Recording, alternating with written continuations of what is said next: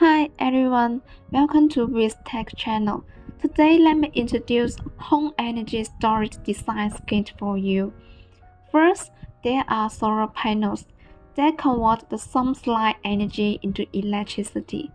Second, the solar controller is a device used to control the photovoltaic panel to charge the battery and provide the lower control voltage for the voltage sensitive equipment. Then the battery pack will be able to provide the electrical output of the battery pack is DC.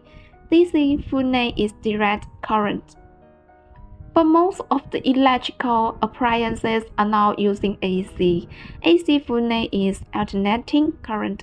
So we need an inverter to convert DC into AC. Inverters can not only turn DC into AC, but also change the rate of product consumption. This is a complete product use process. Hope this information can help you. Okay, that's all. Thanks for your watching. Have a nice day.